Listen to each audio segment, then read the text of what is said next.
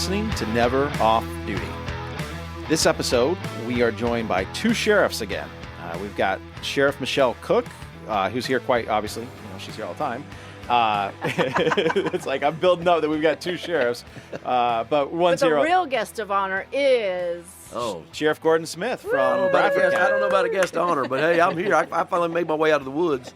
Had to go through a couple stoplights to get here. I know. Stoplights. A couple, and you came to my back gate, so I had to. My back gate doesn't let people in, but I went over there and let you in. So how does he? He's got the back gate into the building here. Well, the way my GPS brought me was through the back gate. I mean, we don't have gated communities where I'm from. Well, we do. I take that back. We got one. Right? It's called jail. Yeah, jail. It's called jail. That's great. We try to keep them in, not keep them out. I like it. So it's great to have you on the podcast. Now, we're going to go into everything. We'll go into your career, what you absolutely. do, all that. But I thought I'd start this off with you've done something that you're kind of more famous because you did the TV show. We've done a couple of them over the years. Get our 5 minutes of fame or shame, whatever you may want to call it. But it's when it depicts your county, you'd like to see more pleasant things. So I've tried that, and you show that we do. And I'm proud of the men and women that go out there and do the job each and every day. And it does showcase them and how the professionalism that they have. What people think of a small rural county. We're butted up to some of the greatest neighbors in the state. Really, best location. We call it the heartbeat of Florida. Crossroads to America. Oh, nice. Who wouldn't want to be us? You know what I'm saying? Right. We live the lifestyle most people want. But when you see that, when you do those shows, you're basically all they're getting to see is the live PD, the cops. We did we've done cops, live PD. We did undercover stings with the associate offshoot with them. We did a thing for Lifetime TV with women that work in corrections. So we've done a lot of televised TV time stuff. And that's great to do it for a little while. It's something I don't want to get into long term because it does affect the day to day. Yeah, you're aware that there's people being brought to the scene and great shows for people to see.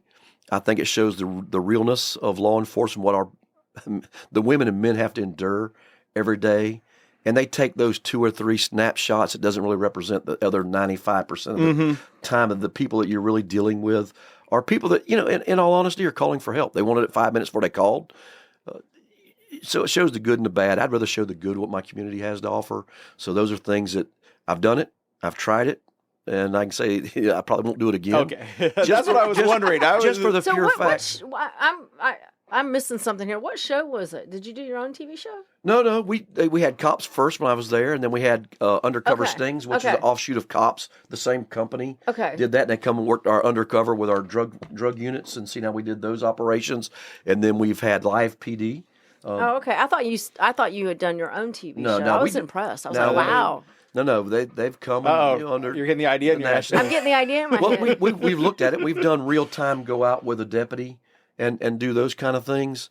It's in a small agency we don't have a lot of the resources that some of the bigger agencies have, and that's it can be burdensome at times. But in the mainstream of things, we like to highlight what the men and women do, not necessarily any of the bad of my community. And we have it bad like anybody else. Those people are there, but most of those people are in need of help. Right. And I don't want to put them in the limelight for somebody that's truly in need of It's almost like you're taking assistance. Advantage of them It does. when they're And calling for help. And I didn't realize it at first. So it's one of those things they said, I've done that. It's I got a nephew that's from Volusia County. He's a detective down there. And, hey, I'm on the live PD and stuff. And I said, yeah, have fun for a little while. But you realize real quick, it's not. It's great for the America viewing public to see what the women have to endure.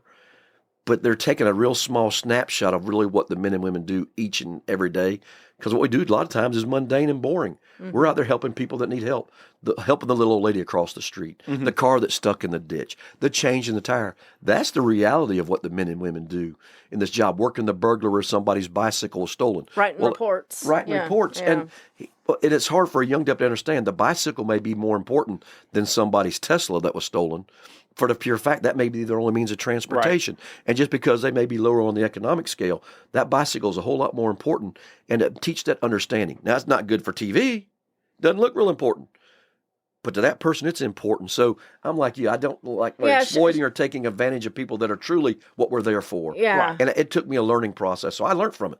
It's interesting that you say that. So I've been on Cops in America's Most Wanted as a young officer and sergeant. And when I became sheriff here in Clay County, we were approached by some of those TV shows, and I was really torn and actually ended up declining because, it is, although it's interesting and it's fun to watch and it's sometimes really exciting, it really does provide only a small viewpoint of what's really happening in the county.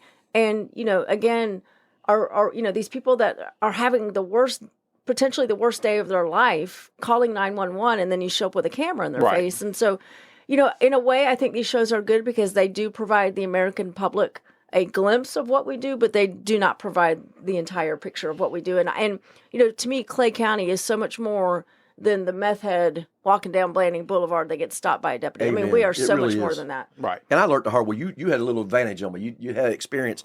I came as a new sheriff, and you want to showcase. And you think, oh, I want to do this big social media thing, and I'm the greater than thou, and how wonderful I am. When you do your job, you really don't have to do that. Mm-hmm. I don't have to go and walk on somebody's house that's just been kicked in. Everybody's loved by somebody, and everybody's going through difficult times. And I don't have to walk onto a scene and say, oh, hell, I'm here and I'm going to bust it. Look, I don't need to do that. Actions are much louder than words. And in my community, people know I don't have to defame or degrade. I don't want to say defame, maybe degrade their loved ones. They know that they're already struggling. They're just wanting help from you. Right. So I have to balance that, how much publicity. Social media is at the touch of everybody now. Oh, yeah. We've turned off comments on our social media. If they want to share it and comment, that's on them, not on us. We want to put there to be informative. I don't want it to be a debate room because everybody's loved by somebody. Some people think this drug ought to be legal. That shouldn't be legal. How you picking on them? And most of our comments were coming from out of the area. That didn't have any effect on our we're seeing that too. We just decided to turn off comments. If they want to like comment, you own it. You share it, Yeah. then you're owning it. Mm-hmm. I'm not having to police it on my site. I'm there to showcase what we've done. It's like picking up the newspaper. You don't get to comment when you read the newspaper except to yourself or if you want to share it. So we've turned that in at our agency. I said, I'm tired of spending 24 hours policing. You make some high-profile arrest or somebody that's popular, it just goes in 10 different directions, and we waste a lot of resources trying to police it. I said, and a lot of energy. a lot of When energy. we I should said, be keeping moderation the takes a community lot of- safe, it does. we're moderating social media. Exactly. So Yeah. I said, let's turn the comments off. If they want to own it and share it, I got no control of that. It's like taking a picture with their phone of the local newspaper article. So we've saved ourselves a lot of time with that. And it's, unfortunately, we deal with people's loved ones, their kids, their grandparents, their mamas, their daddies. We're there to do our job and get them help. We're there to help people. That we forget our mission sometimes. It's not about me, the sheriff. Yes, I like getting elected and reelected. Those are all important things. But I figure if I do my job, it'll speak loud enough that I don't have to do all those other things in showcasing myself. Let the men and women showcase, guide and direct them, and that will speak volumes when it comes to the voters going, you know what, he's not he's not this high profile, always making these comments, and because when you make them, it sounds good for me, and I get lots of positive feedback. But there's also negative that comes with that. Right. So you got to weigh the positive and the negative when I should speak and not speak. Well, I think, and to your point though, and this is something I try to practice is I don't need to comment on everything. Like I don't need to go out there and put myself out there about everything, because when you put yourself out there about everything, you're really commenting on nothing. Yes, it's too Exactly. much. It's too much. Yeah. And so In today's society, it's become too much.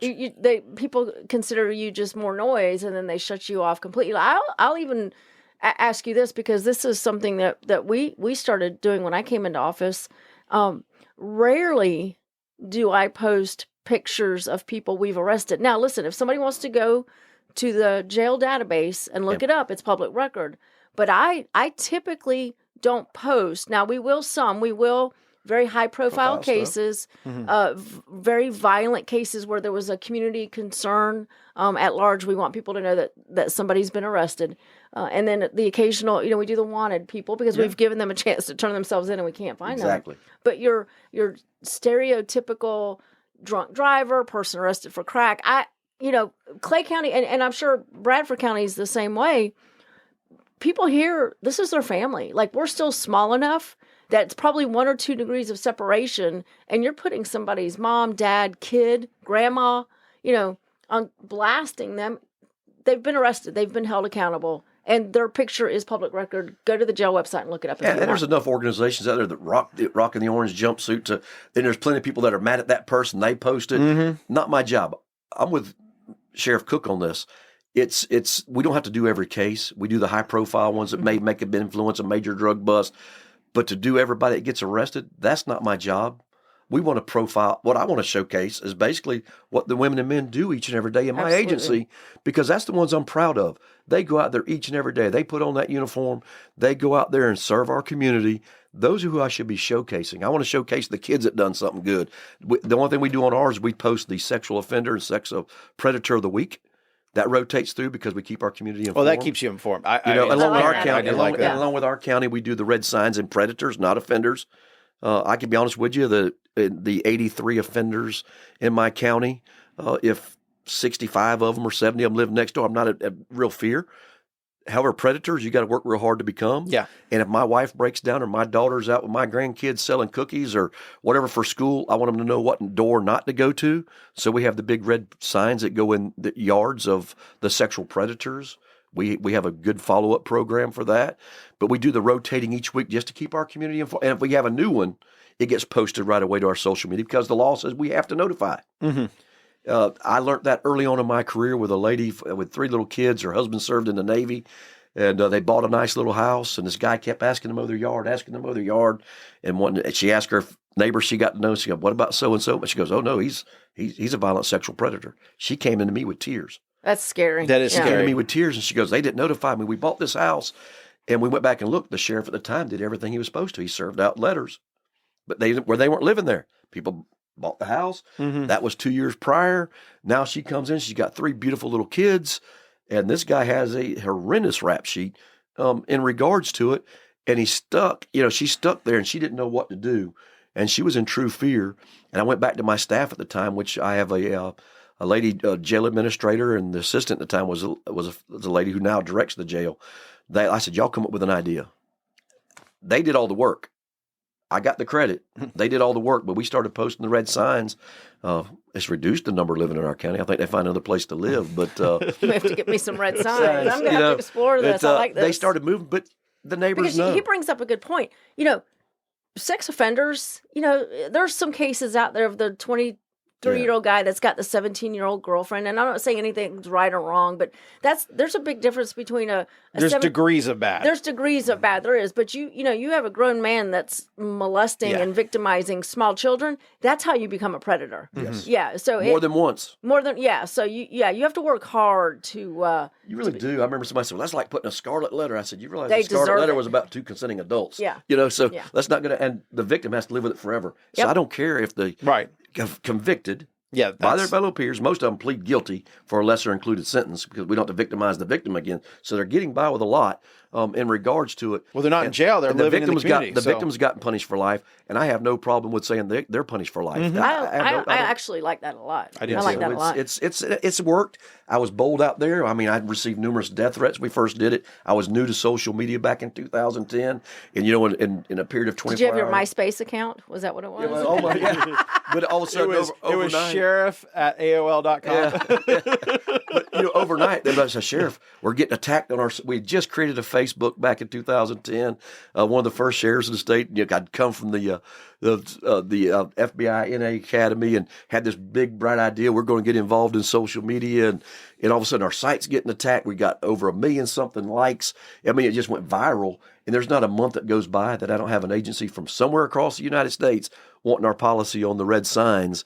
It was kind of like the school safety thing that Yes. our governor led the way with making sure there's deputy in every school. And I've been fortunate in the last year with my son living in California to drive and stop and speak at the National Sheriff's Association and speak at different organizations. I've been fortunate, and I get approached every time. What about the red signs? What about the red signs?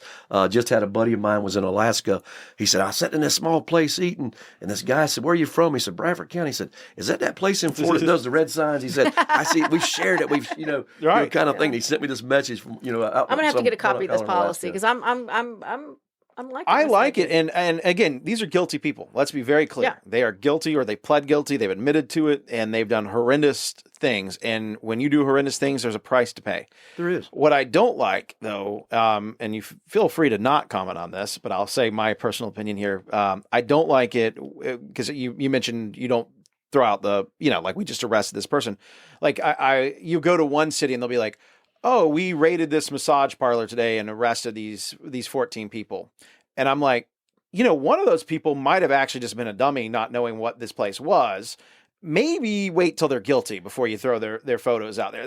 That's just me from a Civilian standpoint. Yeah. Yeah. That's what we're discussing. I mean, we've had to rethink with the invention of this social media. We used to have the paper that came out in a printed press, and it was one story. Now it can grow and go viral overnight. And all you have to do is type in somebody's name and it pops up. Yes. 10 years later. Yeah. And they were innocent. Yes. Yeah. So we've had to rethink. I think most sheriffs, myself, was trial and error. Some things have worked. I tried 10 things. One thing may work. Then I can always tell people I'm in a crowd saying, well, why don't y'all do so? I did that. Well, Sheriff, have you ever? Yeah, we've tried that. That comes through experience that only you can get from doing what we do each and every day. Everybody talks about how, well, if I was a sheriff, it's easy to talk about what those things you've never done. It's easy to sit back in an armchair, I was a great quarterback when I'm sitting in my recliner. Right. I'd have made that pass, kind of deal.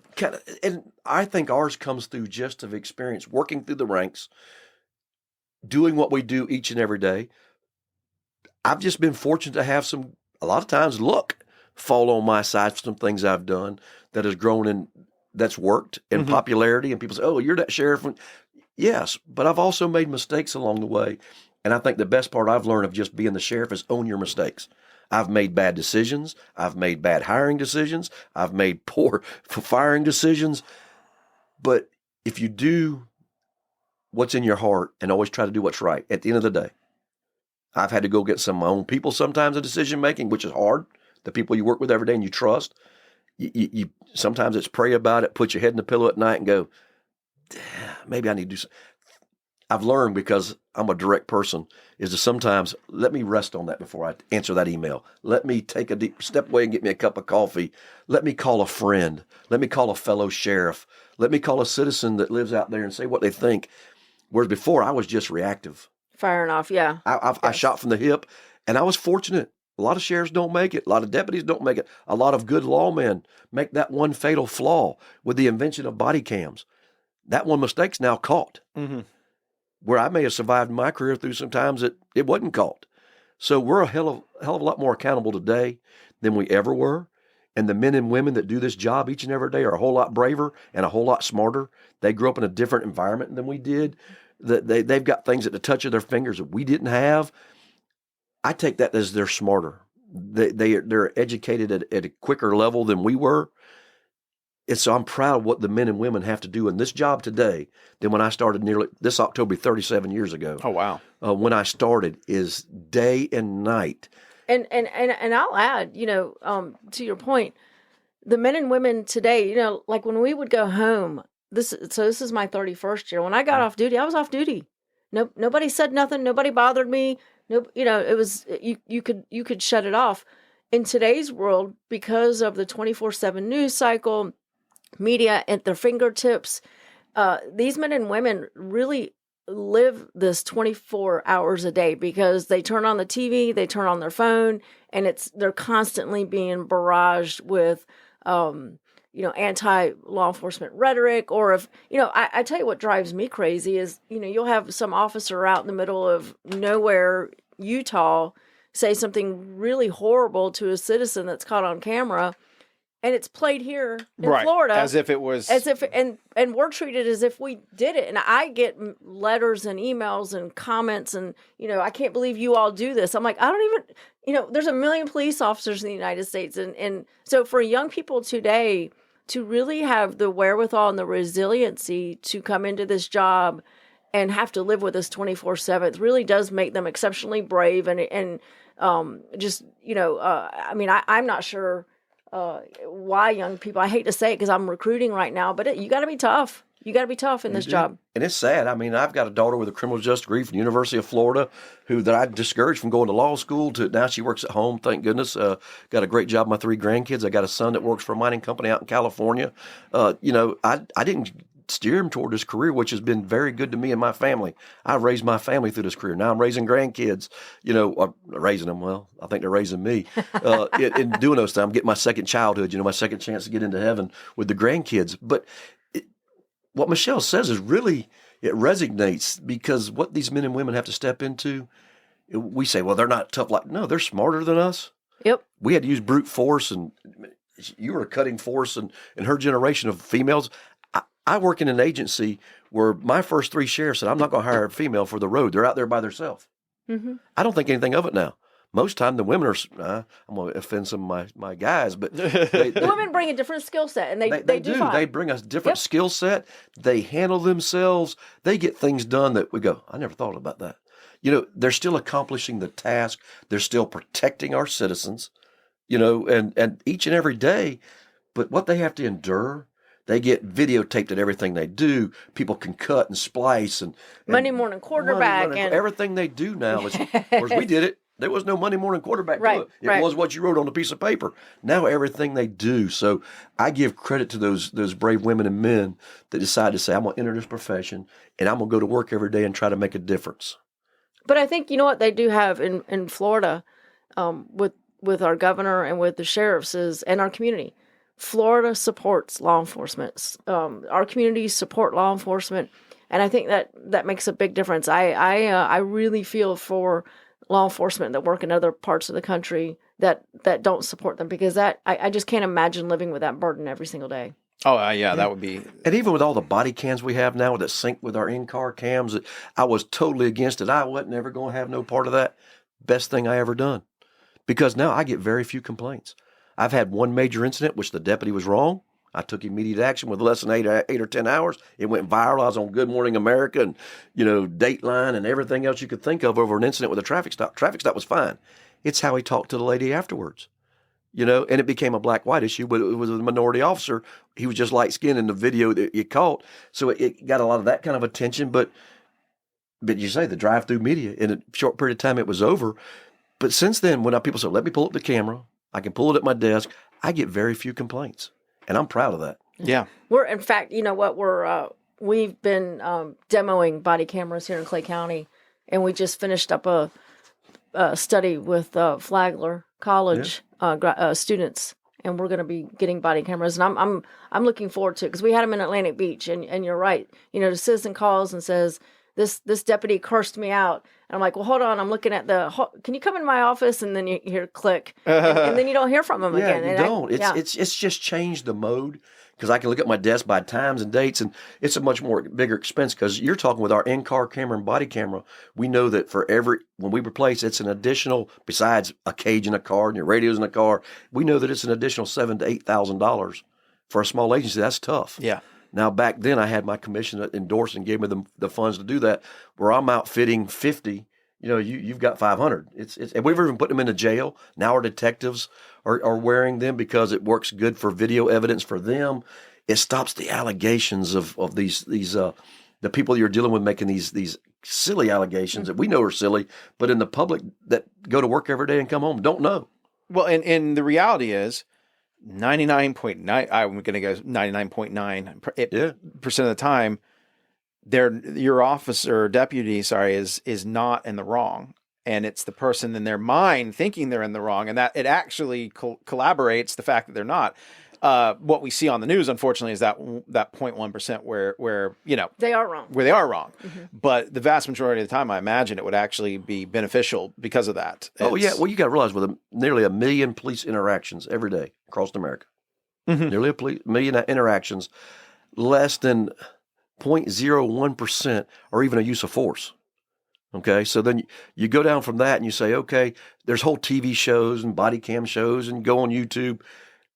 They get to cherry pick those. You can go through there and cherry pick those few incidents, put together and think everybody's bad, or this goes on every day. It doesn't. I go months in my small agency, go months sometimes without ever even receiving any kind of complaint. I don't receive 4 or 5 complaints a year because of the body cams and all. Now, at first, And it'll shock you with the people that make the allegations that you think, well, okay, that's got to be the truth. And then you go look at it, and it's disheartening sometimes with people that make this allegation against your man or woman.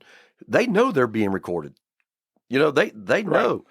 And it's changed, and I don't see it stopping. It's only going to grow as everybody has a doorbell camera, everybody has a house camera.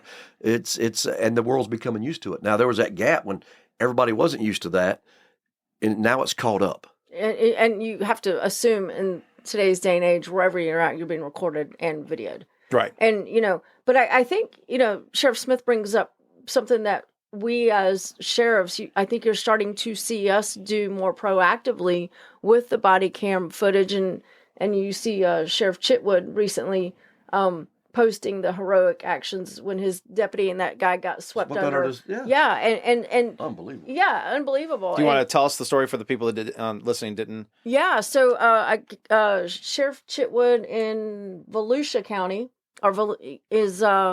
they had a horrific rainstorm and flooding, and one of his deputies apparently got called to assist some folks that were stranded in water. And the body camera footage, you see the deputy get out of his car and he's walking towards a gentleman. It looks like it's about knee deep to waist deep water. You can't quite tell, because it's dark.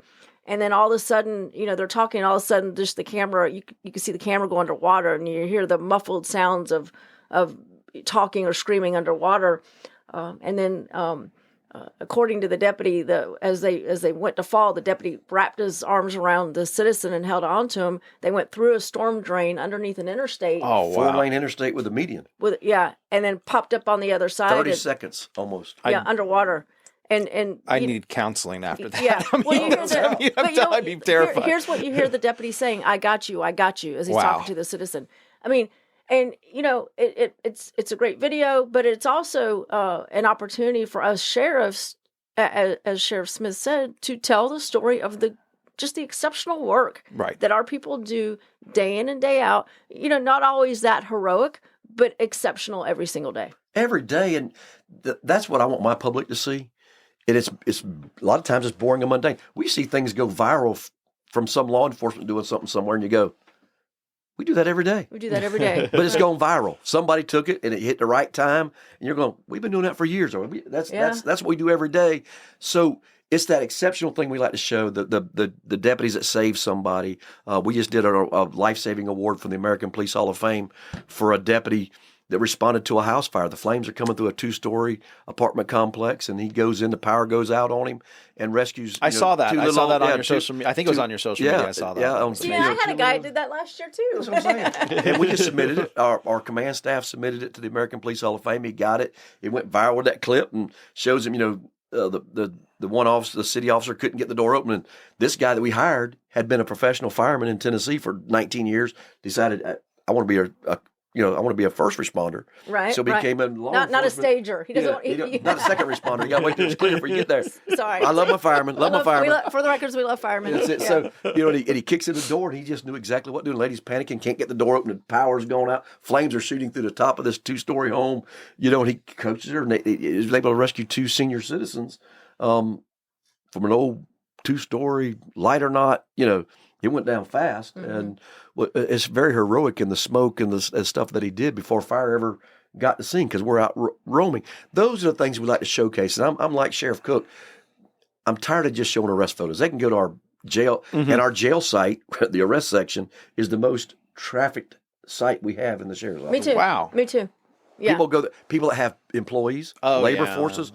Rumors. Yeah, rumors. Where's Uncle Joe? I heard he got arrested. Or, hey, your date, who's my daughter dating? No, it's dating so-and-so. They can go in there and look and say, has he ever been in that jail? No, she's not. No, he ain't dating him. And it gives people, there's a lot of public record there at their fingertips. It's not always my job to make it public. Right.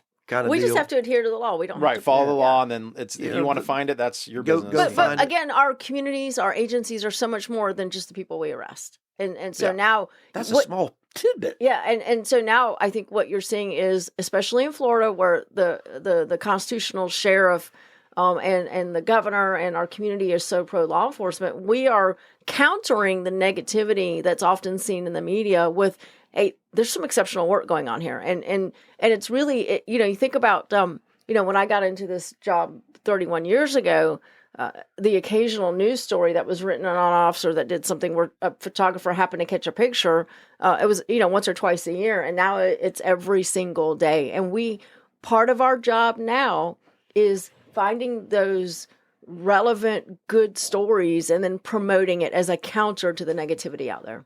Yeah, absolutely. I agree with it 100%. She said it. She nailed it. I mean, that's basically what we're trying to do. We've gone through those years of adjusting, learning, trial and error, and I did for myself. But what Sheriff Cook said is exactly what we're trying to head. And we're just supported in Florida with the constitutional sheriffs and the support that we get through not only the Florida Sheriff's Association, but our legislative body, our governor, Florida. The free state of Florida, I should say. Florida. As I've been able to travel literally with my son and driven across this country several times in the past year and stopping in the places I've stopped, out of the way, mom and pops, and listening to the people, you realize how fortunate we are in the state of Florida to be where we're at today. And no wonder we're filling up. Absolutely. So real quick on body cams, I think it's important to point out what always gets me, and I'm sure it bugs you too, when you see footage released from body cam of something going bad, I'm always like, wait for the full footage. Because again, going back to the clip, you can see a clip where a policeman just slams somebody down to the ground and you're like, oh, I'm getting so angry that police officer did that. And then you didn't get the 2 seconds before that where the person had a gun in the policeman's face and he was able to get it out and get them down simultaneously. And that goes back to media. It really bugs me when media does that. They want that sensational.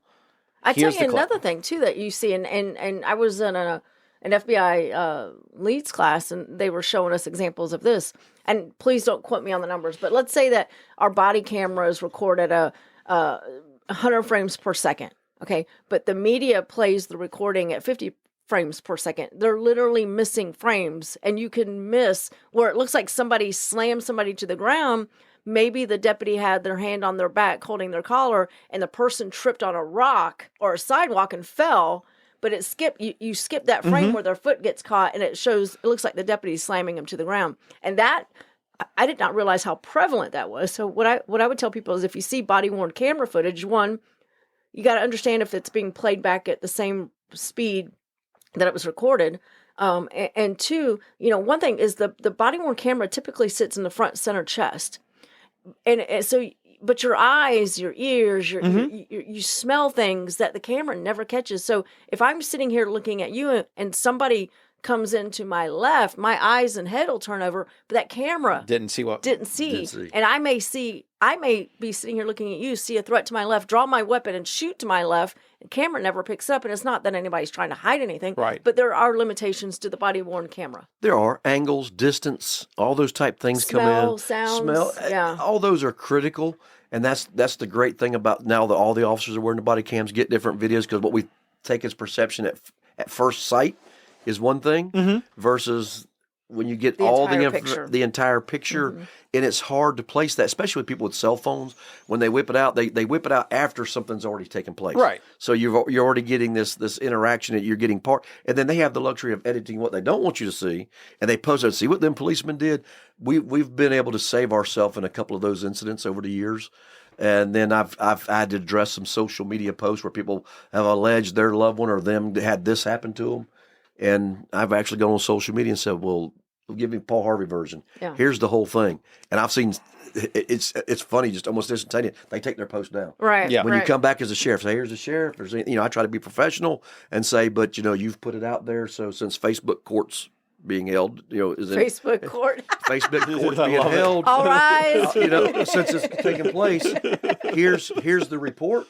Yeah. And here's the video. Right. Well, I've seen them going down in minutes of that posting. That's awesome. Or within just when time they realize that it's there, people start commenting, because there are two sides to the story. We're not always right. I'll be the first to tell you, but we're there to do a job and to keep the peace. Remember, we're peacekeepers first. Right. We're not this there. As Sheriff Cook said, arrests are so minimal of what we do each and every day. We spend our hours and days in a 12-hour shift for the men and women. The majority of their time is helping people. And I see this all the time. Serving. I was driving around with my dad the other day, and we're like, look at that. They're out there helping change a tire. I mean, things like that, I wish people would pay more attention to, because they don't, they're driving by, they see a policeman on the side of the road. They don't really, they're not looking. They just see the policeman on the side of the road. They get over, hopefully. You're supposed to get over people. Well, we've started in our patrol cars. There's a couple of things we do to outfit our patrol cars now. Is a 4-way lug wrench that's in there, so it'll fit all kinds. And we use one of those little small floor jacks now. They're inexpensive. You can buy them for $25 or $30 from your local big box store. We put those in cars and we put unlock kits.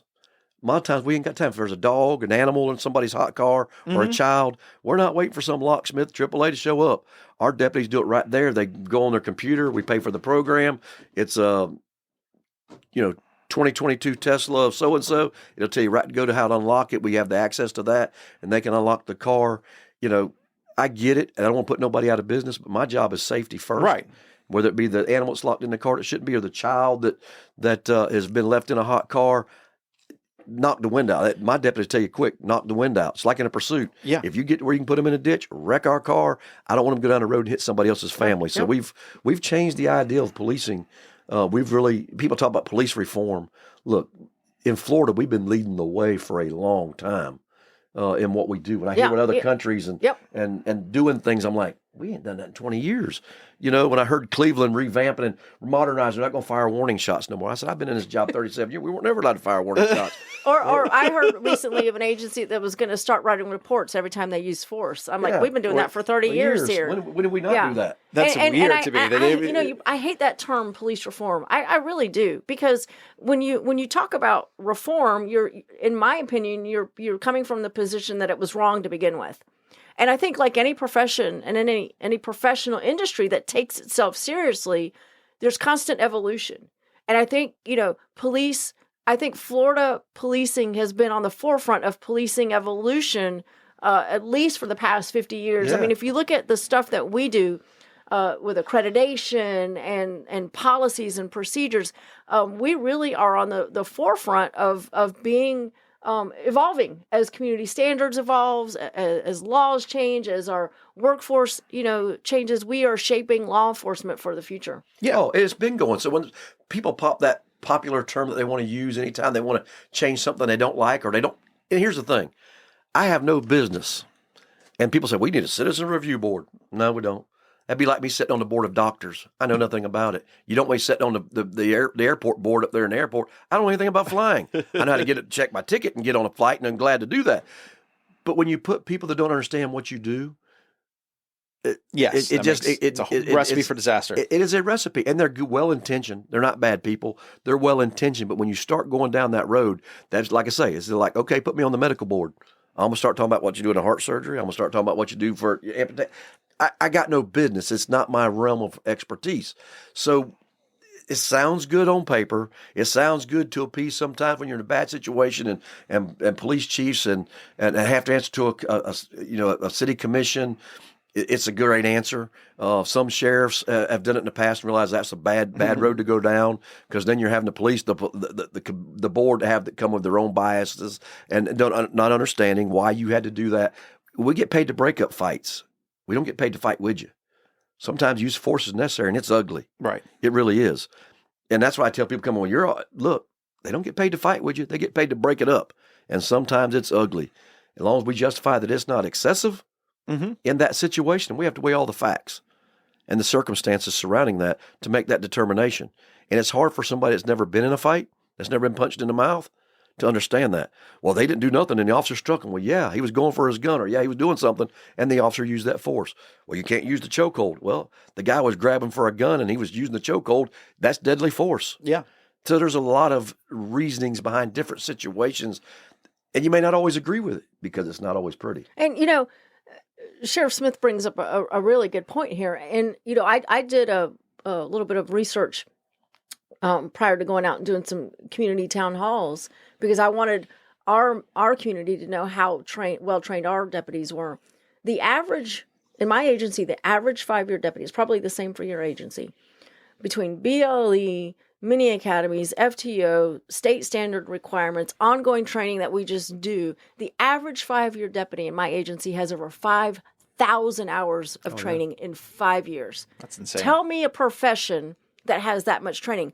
Our challenge is everything around us is changing so quickly, laws, standards, just everything. And then our people are thrown into a situation when it's typically at its bottom point and then expected to make very quick decisions, usually on very little information, and make the right decision every time. That's a high burden to place on deputies. And I think, we've said it, and I'll say it over and over again, the vast majority of them get it exactly right most of the time. Oh, absolutely. I'm so proud because lawyers get to review what they've done, and they're getting paid $350 to $500 an hour for hours to say, was it right or wrong? Right. So you remember, these men and women are making those decisions every day in split seconds when it happens. And not getting paid nearly as much. When the situation is at the worst. Right. And there's, you get dispatched to a fight, okay? Well, all you know is you're going to a fight because a neighbor has seen two people out there screaming at each other. The deputy rolls up, and it's somebody stabbing somebody else. And are they stabbing them in self-defense? Are they stabbing them because they're being aggressor? You have to make all these split-second decisions. How old are they? What is their physical abilities? What is this person? Who is this person? What are they doing? All of that, and then take action immediately to save the person and stop the stabbing. And a lot of times by yourself. Oh, absolutely. And it's like in my county, it can be 20, 30 minutes before somebody gets there. People talk about, we need to learn to de-escalate. As I said on the board for Santa Fe, on the criminal justice board and the president currently, you sit on there and they were talking about, we're going to teach this class in de-escalation. I said, come let them work with us for a little while. They'll learn to de-escalate. They don't have a backup at every corner. They don't have like city police do where officers are close. They're having to deal with things. Remember, our main job is peacekeepers. That's what we started out in this career, is peacekeepers. So we spend a lot of time on that, but unfortunately, not every situation dictates that, and they got to make split-second decisions. And as Sheriff Cook stated, the majority of the time, they make the right decision. May not have always handled it the way I thought I would handle it, but they make the right decision with a positive outcome. And people say, oh my gosh, they're out there killing people or shooting. That is at an all-time low. Right. All-time low, and officers are being killed at an all-time high. Mm-hmm. Now you tell me what's wrong. Absolutely. Mm-hmm. Well, and right before we go to break, I think you said it very eloquently about being in a fight is when anybody that has, and I have too, and once you're in it once, you try to never do it again. Once you've got punched in the nose, you go, "Wow, I don't like that. That sucks." That's but bad. Yeah, That's bad. but the point is you when it happens though, the goal is to get out of it or to finish it or whatever, and that's like you said, when you're seeing something happen, you don't know that officer could have just got clocked in the side of the head, and right now they're dazed and trying to bring it to a conclusion of the safest conclusion they can of ending it. And you don't know what that is. And you never know. They dictate that. You don't when you get there. And that's the sad reality. People say, well, the speeders, y'all need to do something about the speeding. Well, I can put all the speed limit signs up you want. And as long as a patrol car's sitting out there, they're going to slow down. Well, reduce the speed from 55 to 45. I said, if they're speeding at 55, they're going to be, they're going to speed that, Amen. But it goes back. You talk about being punched in the nose. Always remember the old Mike Tyson. Everybody has a plan until you get punched in the nose. Yep. Yes. That is for sure. And that's what we deal with out there that I'm more in the office more than I like, but it's what I do. I'm just proud of the men and women that serve our area. And we work so close. She's our big sister to the north of us there, and we're just Younger so blessed. sister. Younger sister, yeah, younger sister. We call Clay County our big sister because we're bigger count. I mean, it's population. But our citizens, we're fortunate. We get to work for agencies because the people elect us. But we get to work in agencies that are big enough to serve you, but we're still small enough to care. Right. Ooh, big enough to serve you, small enough to care. That's I like a good that slogan. We're going to take a quick break, and you're listening to Never Off Duty. When we come back, I'll make sure we'll list some websites like if you want to apply to Bradford County Sheriff's Office. We're looking. So we'll do some things like that, and we'll wrap it up. Thank you so much. You're listening to Never Off Duty.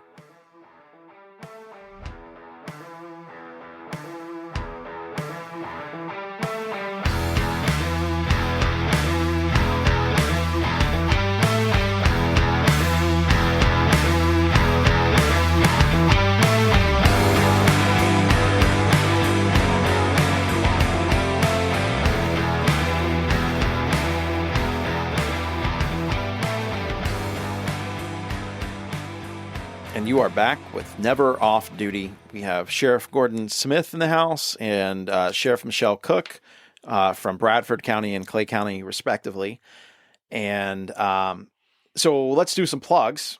If you are listening to this and you want to get into law enforcement, obviously sheriff at claysheriff.com is one place you can reach out to get some more information. And I don't know where they should. BradfordSheriff.org. BradfordSheriff.org. Go there, check it out. They need people. Are y'all actively hiring right now? We are actively hiring. That's great. It's a good time. I can't stress this enough because there will come a time again when it will not be easy to get into law enforcement. And it's not that it's easy. I want to make that clear. It's not easy, but at least the door's open. Because it's a difference when you're qualified and the door's shut. Because we've interviewed tons of people on this show who are very good at what they're doing. They're like, yeah, when I first applied, no. They weren't even accepting applications. Stacks, yeah, there was just stacks there. Times have changed. It's a profession now. It's not easy to get in, one. It's not easy to go through the academy, pass the state test. There's a lot involved now that wasn't around when I began in law enforcement. Back before then, it was, are you breathing? Yeah. Can you tote a gun? Can you shoot? That was basically your qualification. But that's how progressive and evolved Florida law enforcement is. I mean, we have these really high standards, and not everybody can do this job. Not everybody can get hired. Not everybody can do this job. Not everybody can pass the training. I've had people come in, spend a weekend, and go, that's it. We've gone through all the process. They've been through the academy. They came in. I remember one kid working a weekend, and he got in a shooting incident and all that. Comes from a great family. He's a great young man. Still love him. I know him well. He walked in, had his stuff. He said, Sheriff, this ain't the job for me. I'm going back. Yeah. His family's big in construction, and he's like, I'm going back to construction. He said, man, this job will get you killed.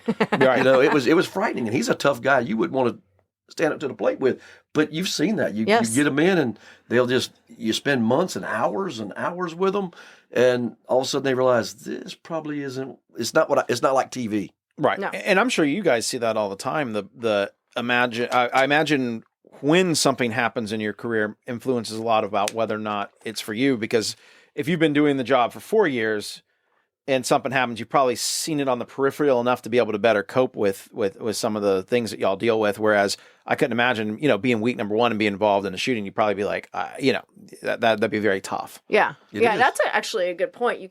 Because the further along you're in, you sort of build up the resiliency and build up the this could happen to me and this is what I'm going to do versus day one getting shot at. Yeah. And it is. You got to realize that nearly, it's right at 90% now, I guess. The last time I checked was 87, 88% of law people that go a career in law enforcement never fire their weapon. Right. So let's get the reality out there. And when you talk about bad cops, yes, we got bad cops. But at the end of the day, there's more clergy arrested for wrongdoing in a year's time than there are law enforcement professionals. That's a good point. Yeah. Yep. So one of the questions we always ask, especially the sheriffs, is what's your do you have any like your crazy story? Like this was just like, oh my, the one story that sticks with your mind of. Now I've heard a lot of your stories, and some of them are very tragic, and we won't go into those because. But do you have that story? So Sheriff Cooks was, I keep bringing this up. So, because you might not have heard this, when she was a young officer, she got called to a restaurant and the person was throwing feces. Their personal feces. Oh yeah. Been there. And then she I started out with Florida Department of Corrections, so I was used to Florida State Prison was my first job. There you go. I had a 19-year-old kid wasn't even shaven yet, you know what I'm saying? So I got quite the experience. But is there one that you're just like a really funny story that sticks out in your career? I'll tell you one. It was I don't want to use the recent one because I just had a deal with a neighbor here recently come up on the porch with my grandkids there and had a 33-year professional as a nurse, and he just tough time. Mm-hmm. And wound up actually Baker Act instead of when you're fighting in your front yard. But I can remember when I first became the sheriff on a cold, drizzly morning, our deputies had arrested his son and over a domestic incident. And he didn't like the outcome because he said it was the woman's fault. And so the daddy gets there. I go to the door.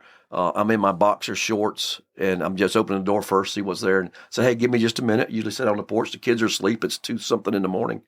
And it's cool. It's one of those cool winter nights in the evenings. I believe it was in like a December, maybe January time frame.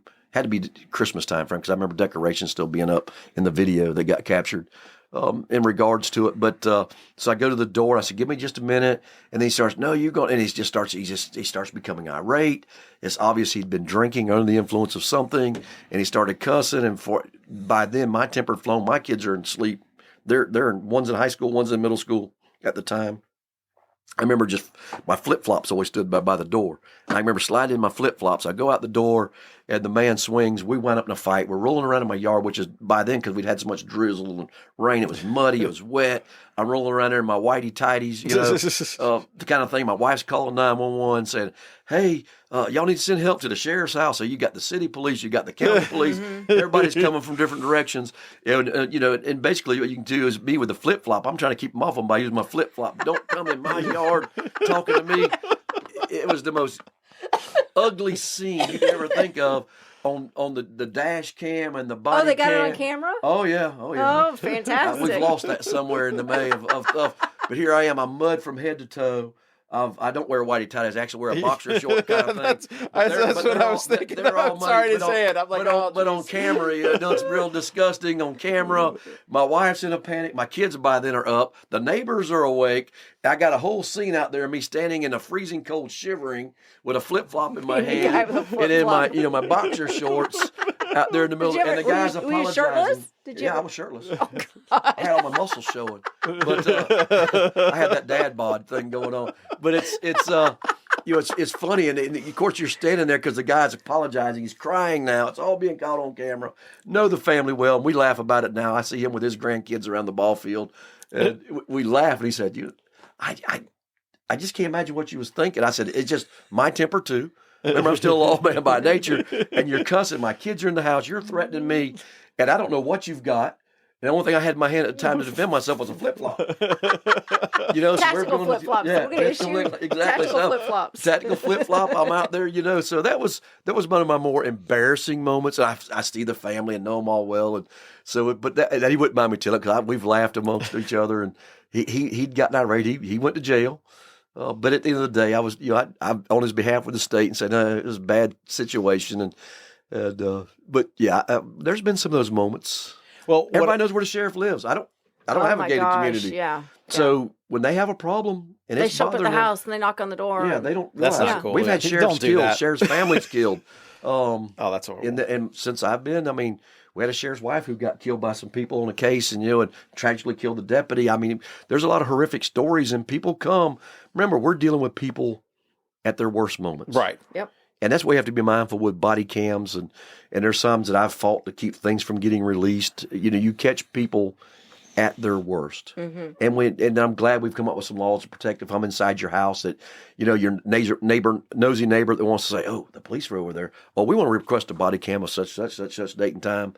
A lot of that's come to a stop because you do have that. They want to know why the neighbor was talking to the police. So we've put a lot of restrictions in that. Oh, that's good. And I fought. So people, when you go into people's homes, that is a right to privacy in my book. Yeah. Unless they make some allegation against the officer or something, I don't think that anybody should be able to get that. We've just tightened up on the medical examiners, death things where you can't give a high popular case goes into place. They want to go get the gruesome pictures and all for some TV show. Mm-hmm. I think that's somebody's loved one. Yeah. And we've done a lot to help protect those and autopsies from getting released in certain circumstances. We have tightened up. Florida has the most broadest public records laws. We have open sunshine. Yeah. And people can get things here that you can't get in other states.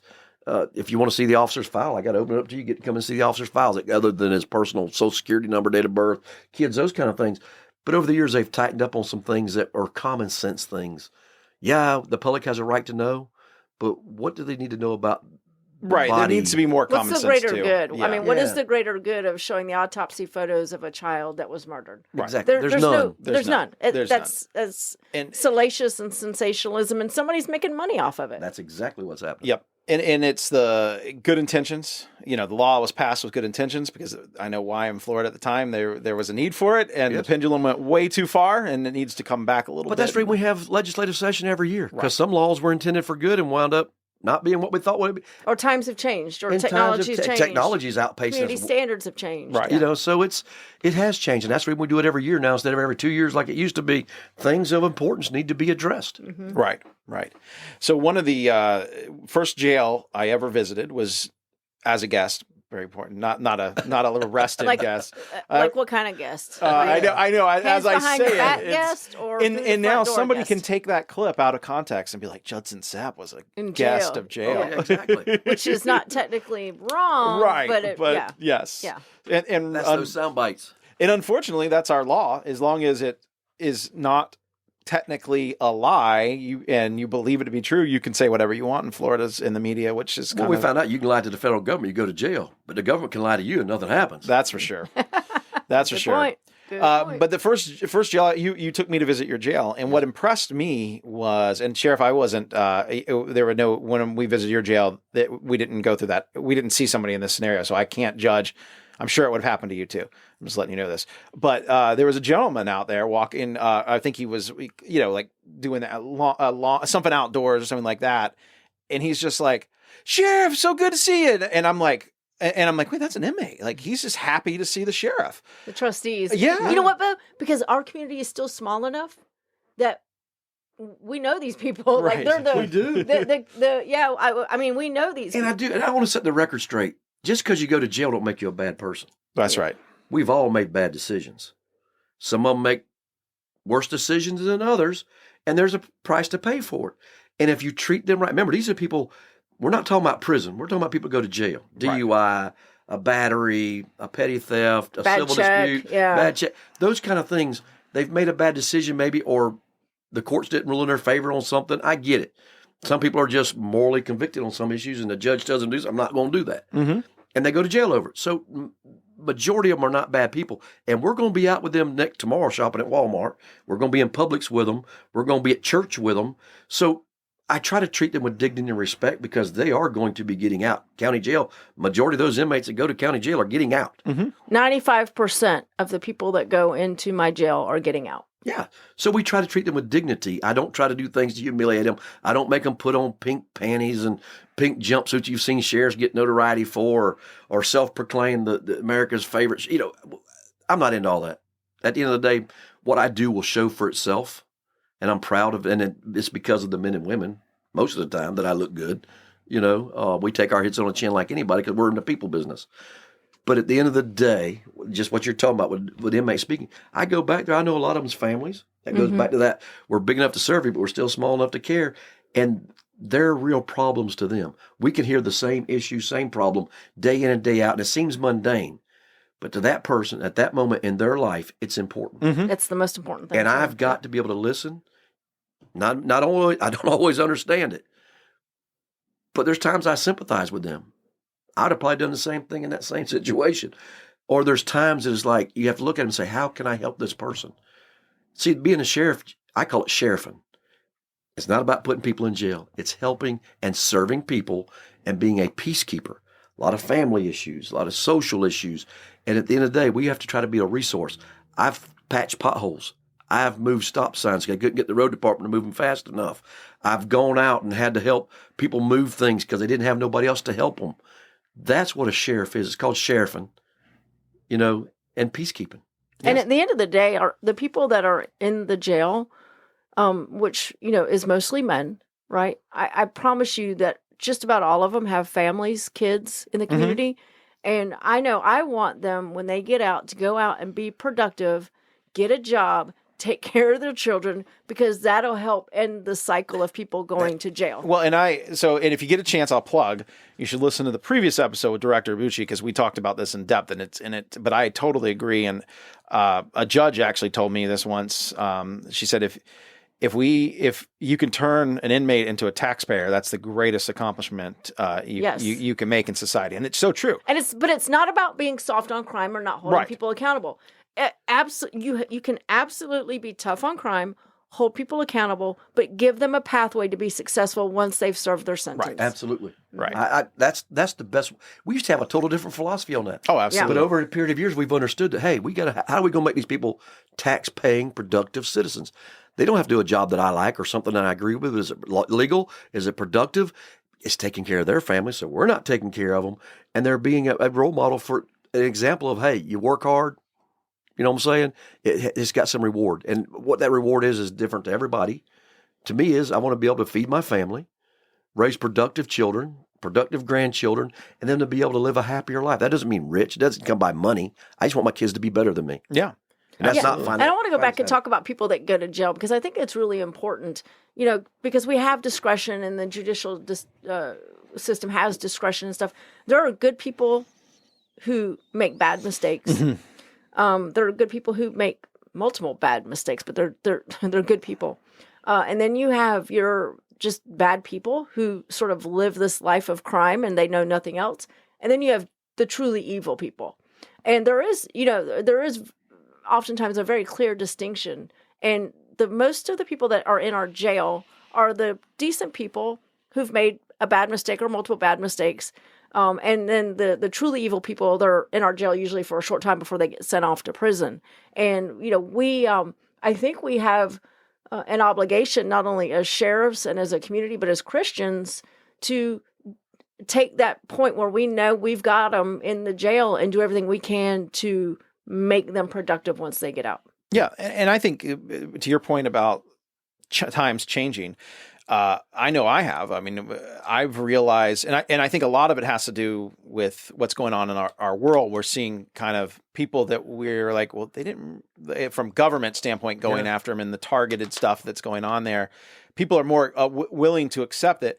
You might not have actually done that much to, like I wouldn't have, but it seems like they're going really hard on it. We're seeing that. And picking and choosing. So thereby the grace of God goes I is what I'm thinking more and more people are seeing, and they're recognizing there's probably people in jail that could have been you.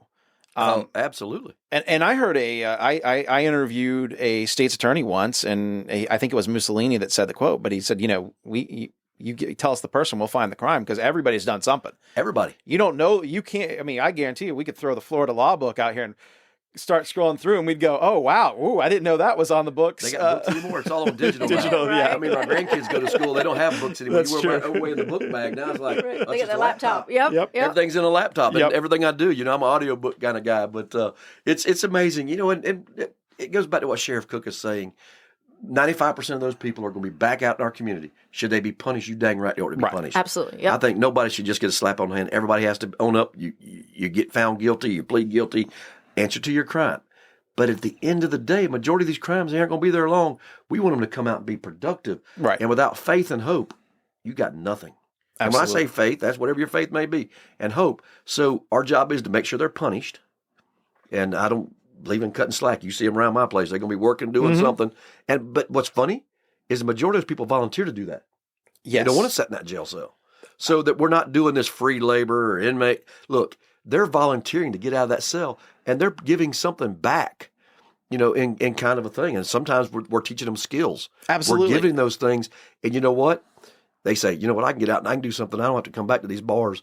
And it's a small percentage. I think one time several years ago, we looked at it, that in our small county, that 80% of the crime, a little over 80% of the crime, is being committed by 2% or less of the population. Yeah, Yes. that's typical. 80% of the crime typically is committed by less than 10% of the population. We're looking Wow. at 2% because 2%, it goes back to it's the guy that gets the petty theft. He won't work. He stays drunk. He's got an addiction problem. Right. Mm-hmm. Homelessness is tied to drugs. So you can throw more money at it if you want to. That don't resolve the problem. We found that out from all these major cities. I just been to San Francisco not too long ago. I was just deplored from being there 25, 30 years previous to what it is now. You have just ransacked a beautiful city to me. It was heartbreaking. But a community's crime level or nuisance crime level will rise to the level that the community allows it to. Absolutely. And so when I know for us when we had the panhandlers on the street out here in Clay County, and it popped up within months, we had panhandlers on every corner. I'm thinking, we're not going to tolerate this, because if we tolerate this, what's next? Absolutely. And we're not a third world country. This is America. Mm-hmm. This is Florida. Correct. We're not a third world country. People do not need to be standing on the corners begging for money. And I'm going to give you some props again, because the people that listen to this episode knew it, but the ones that haven't heard it need to know this. Sheriff Cook had a brilliant solution to that when that was putting up the signs that kind of reminded people there's other ways to help. You don't have to give it to a local charity. Let them. It was brilliant, and it actually. I noticed from the day those signs went up, the road signs went up. They disappeared almost like 2 days They later. go to where they can receive. Well, we were getting our legislation in order to get it passed through the county, but that takes time, So what I did is I took the message boards, and on the intersections where people were begging, we put the message boards up, and I seen them. yeah, And I can tell you, I'm just going to tell you from a citizen standpoint that travels to Clay County on a routine, regular basis for multiple things, and who travels to Alachua County, whose wife works in Alachua County for multiple things. There is a very distinct difference. Clay County's good. Clay County's great. Clay County, Yes. Clay County is way ahead. Continue that The thought. lifestyle and the security and the criminal element. We feel much safer traveling into Clay County with my family than I do traveling into Alachua County. And I know a lot of those people and they're great friends and got family over there. I'm just telling you, as a citizen, there is a very distinct difference. Not even close. Because you have to have a low, and I the term zero tolerance, I call it smart tolerance. You have to have a low tolerance for criminal and nuisance activity. It doesn't mean you're mean. It doesn't mean have a cold heart, but you have to have that very low tolerance, because when you allow it a little bit, and I think you see these in San Francisco, like you mentioned, you allow a little bit, it becomes a lot. And now everybody's leaving. And now all the good people are leaving. And you can't, once you throw that line out, it is almost impossible to reel back in. It takes years and years and years to reel that back in. Oh, absolutely it does. And so they were just bragging on a 22 drug arrest. Overnight, San Francisco makes 22 drug arrests. I'm thinking, in little old Bradford County, we've done that overnight in a drug raid. Right. I'm thinking, and that's a big deal because they're tired of the drug. I'm thinking, where have y'all been? We've been tired of the drugs since day one. Well, Yeah. Hello? So how does that work when a sheriff goes to another sheriff's county? Do y'all like give a courtesy text like, "Hey, I'm in your county," or do you just kind of discreetly day-to-day go stuff. No, if it's something official, we have that respect for each other that we do that. For official stuff. Yeah, for official stuff, but day-to-day stuff, no. Now, if I need help, oh yeah, I'm gonna say, hey, Michelle, I need help. I'm broke down over here. You got somebody to send to help? My son broke down, or my daughter. We have those courtesy professional things that we do. Or, hey, most time it's for one of my constituents, somebody from my community that says, hey, Sheriff, I'm down over here. I got this issue. And I'll say, hey, this is what we got. You think you can at the top level? But the good thing about us is knowing each other's command staff levels so well. Yeah, because he was calling my command staff guy yesterday in my staff meeting. Yeah, exactly. I'm calling. We're working out an issue. Yep. But we know each other. I mean, so it's easy. I know she's busy. I know what a sheriff's life is. And you're going from one thing to the next. So sometimes it's like, I can get it done quicker if I just go straight to the command staff. Yep. Yes, Sheriff. Yep. I just dealt with a sheriff and there's a respect there, so it's no big deal. But I will say this, my community members are very keen, and I do get notifications, especially you and Gator. When you come into Clay County, I'll be like, hey, Sheriff Smith's over here. Hey, Sheriff Gator's over here. I'm loud. I usually stick out anywhere I'm at. I'm loud. And for the record, Gator likes to go to the Target and to the Boot Barn. So. Yes. Oh, he's going to the Boot Barn. We were in Texas together and at the border, and he's like, you think we got time to stop by a Boot Barn? Awesome. He's buying the kids. He's got twin boys and an older son and a hat. Then he's got to have a new cowboy hat. And I said, I got a couple old ones. I'm good. It's funny because that's Gator. Yes. And of course, I'm loud and obnoxious anywhere I go. So it's we know when he's in the county. I get it though, because a little pro tip: Boot Barn will sometimes have, like, I like Lucchese's. They're incredibly expensive, but Boot Barn I can't sell them. I can't either. Oh. But they'll sometimes have, like, I bought a pair there, and they were expensive boots. They were like $180. So they're expensive boots. But then I looked online at what they're selling them for at the Lucchese store, and they're like $900 boots. And I'm like, all right, that was a good deal. Hey. And I bought them when I was Boot Barn in Clay County. I bought them when I was 22, and I still wear them to this day. So they're good boots. Yeah, absolutely. It's like me. I said I'd never pay $100 for a pair of shoes, but I just had a grandson with a birthday, and I'm no Nike fan. I'll tell anybody that I'm not a Nike fan. There's certain things I know I'll never make a difference, but I just don't do out of my core values that I have for myself. But my grandson, turning 6, had to have a pair of Air Jordan Nikes. Oh, good. Now you're talking a kid, a size 13 shoe. Oh wow, yeah. I said I'd never pay more than $100. I paid $200 something for those shoes. How much did you pay, Grandpa? $200 something. Come ask Grandpa, he'd get it. Yep. You know what I'm saying? And I I'm do like, notice you're rocking your Hey Dudes this morning. No, those are what's that new Yummy, whatever it is. Oh, okay. Those are $10. I heard those are really comfortable though. So they are. They look like Hey Dudes. I used to worry about. They do, but they're on that new online thing. Somebody had to try it. I said, let me try it. There was a thing going through, and Yummy. I don't know. Well, the Ace Hardware down here. next to the Woodies. They have a great selection of those. And They do. Hayden. They Oh, do. yeah. Saying Keystone, Keystone Ace Hardware. Yes. Of course, that's my son. We had a shop for years because they had all the snakes and lizards and fun stuff. So we love the Ace Hardware and Keystone because it's got everything. Yes, they have a great That's the store, Walmart too. of Keystone. So it's kind of deal. But yeah, these things are comfortable. I do have a pair of Hey Dudes. My wife bought me for a Father's Day gift last year, but I don't want to get them dirty. Oh. So I figure if I tear something up, I tear up $10 shoes because whatever I'm wearing now, I wear when I'm weed eating or mowing. Right. I'm rough on a pair of shoes. That's the reason I'm a Walmart. My dress shoes, they come from Walmart. It's I'm gonna tear them up. So, but I was like, I'll never do that. Then my grandson come and sit with me, Poppy. Papa, and I was like, he showed me a picture, and I'm like, Then I looked him up and guys. I told you it's my second chance to get into heaven. It is. Well, and where Bradford County is, it's interesting because of it's all butts up. I mean, it's there's parts where you're literally driving. You're like, am I in Clay or Bradford? And the Four Corners down there in the Keystone yep. Melrose area. Sometimes I've had to ask people, okay, are you sure you're Bradford County? I think this is Clay County. I remember at the Keystone Airport one time, and I'm telling on myself again, they had a plane crash, three plane crashes in Bradford County in one day. Oh, wow. I worked them. And I remember getting out to the Keystone Airport, and they had an air show out there, and two of the planes collided into each other. So I'm sitting out there looking. I'd been out there working a skydiving accident, I don't know, about a year prior to that. And I'm looking across there, and I said, Clay County shows up 4 or 5 cars deep. Back then, I was the only deputy on the road. That tells you how long ago it was, 25 plus years ago. And I'm looking, and I look out across there. I said, hey, this is going to be Clay County. I said, you see that line right through there, that pole? I said, this side's Clay County, the strip. This side's Bradford County. Y'all going to have to work that. Well, that went on. Well, about 2 weeks later, he comes showing up. The sheriff calls me in, and he says, hey, Clay County's here. They got to re-looking at that thing as they were working it and found out that this actually occurred in Bradford County. I said, it did? I'm sorry. And so they'd already had the report done. Yeah, we get a transfer. My bad. My bad. It's like the guy one time that drowned and said, if he's still in the water, it's Alachua County down there. Right. If he hits the shorts, wherever it lands up, I said, he's still in the water. Pushing back. Yeah, he's still, y'all better come on, St. Alachua County. You had to be creative back in those days. I was one man for the whole county. Wow. One-man machine back then. That's it. Yeah. So before we cut off, I guess I'll let y'all have any closing remarks you want to make. Go for it.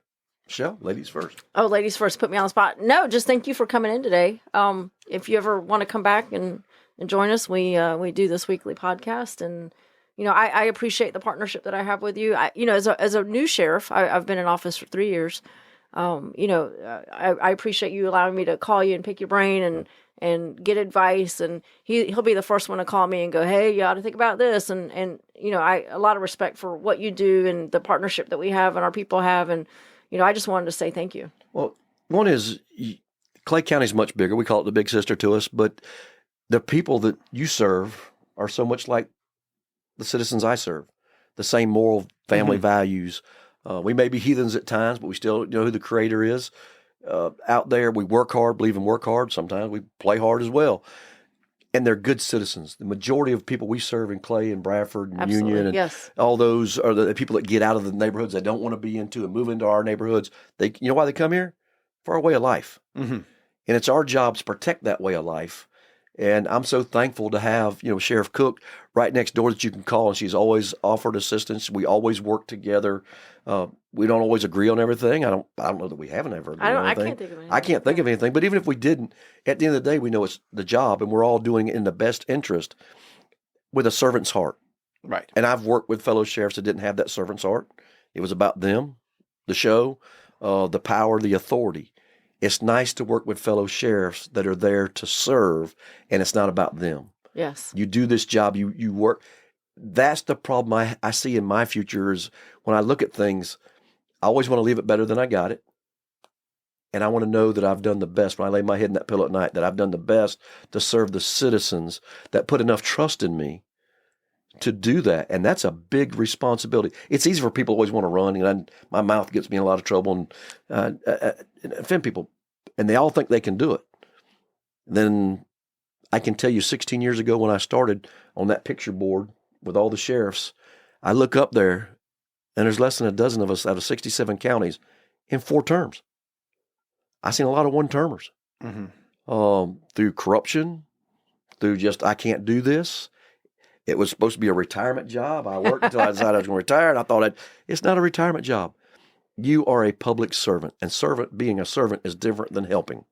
A servant's doing the right thing even when it doesn't feel good or put yourself at risk, whereas helping people makes you feel good. We do it at churches and social things, and we do it to help people, and that makes us feel good inside. Being a public servant is much different, much, much different. It's more serious, and it's serving people even at the peril of your own risk, your own family. Yes. And my family's the one, and people forget that being the sheriff. It's my family. When they can't get me, they're calling my wife, they're calling my daughter, they're calling my son. They catch you. There's no, you have committed everything you do is to your community, and you can't say no. I don't care if you're in line dealing with painting the next bedroom to going to see your kids play at the ball game. You better expect that it's still you took the choice, you took the oath, and you made the commitment to serve others. And that's a hard thing to balance at times, but I wouldn't trade it for any other job in the world. Well, that's great.